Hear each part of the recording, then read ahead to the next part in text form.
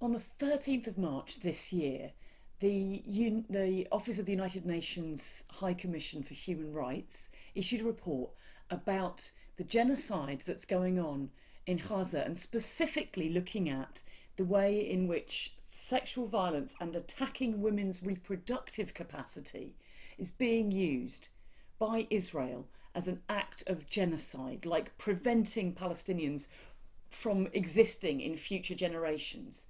And you should know about this. You shouldn't be finding out about this a month later when some comedian on some obscure corner of the internet digs out a United Nations report and reads you a few paragraphs from it. That's not how this should work. That's what the media is there to do. This stuff is shocking. It's horrific. It's terrifying.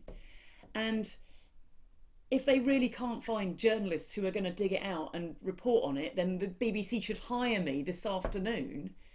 And when they have got journalists who are talking about it and wanting to report on it, the BBC should be elevating those voices and making sure that they are heard, which they are overtly not doing. Let me read you just a few lines from this report.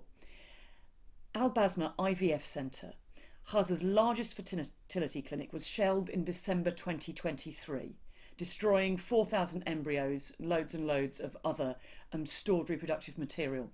So this goes back to December 2023. Now, they were already having issues there, according to this report, saying that because Israel was not allowing supplies of liquid nitrogen, it was becoming really difficult to store reproductive materials and embryos and all of this kind of stuff. But then in December 2023, it is directly shelled.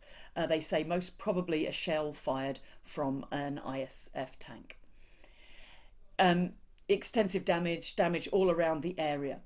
Now, this is really, really key and important because it absolutely puts the lie to the nonsense that will immediately start coming out if anyone does talk about this issue. The centre was a standalone building, clearly marked with the name of the clinic. I've seen photos, it's huge, huge lettering, right? Israel says they're not aware of any particular strike, blah, blah, blah. They weren't targeting anybody, blah, blah, blah. The Commission did not find any credible information indicating that the building was used for military purposes. And as a result of this, basically, there's no longer any assisted reproductive services operational and available in Gaza as of January 2025. So they've knocked out that whole thing. They've destroyed 4,000 embryos that people were hoping to use, waiting to be able to use to start their families or extend their families. Like, this is willful cruelty. Nothing more and nothing less. It's a standalone building. It's not even a big building. You couldn't even, like, hide military equipment in there if you tried. Why aren't we hearing about this? Even if the mainstream media aren't going to report on it, you would have thought that by now some jumped up upstart on the internet like this one would have dug it off of the United Nations website and started talking about it. But guess what? We also have found out recently that Israel is directly asking Facebook and other social media companies to censor what does and doesn't go around on social media. And Facebook, to pick that example, has complied with 94% of requests for suppression of articles, links, messages, statements, etc. that Israel has sent them. So it is not as simple as the mainstream media isn't covering it. The social media are also clogging up the system with adverts and not letting you see the really important stuff that people around you, including me, are probably sharing. We have to not rely on social media for our news, and we have to not rely on the mainstream media for our news. Please, please, please seek out people who are actually covering these issues, and thanks very much. If I can be one of them, that would be super great.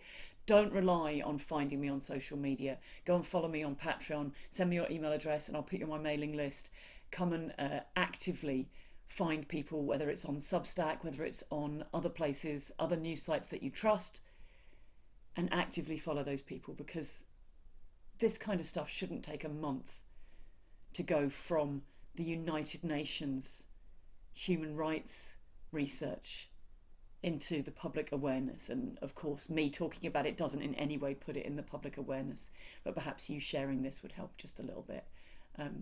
Thanks very much. See you next week.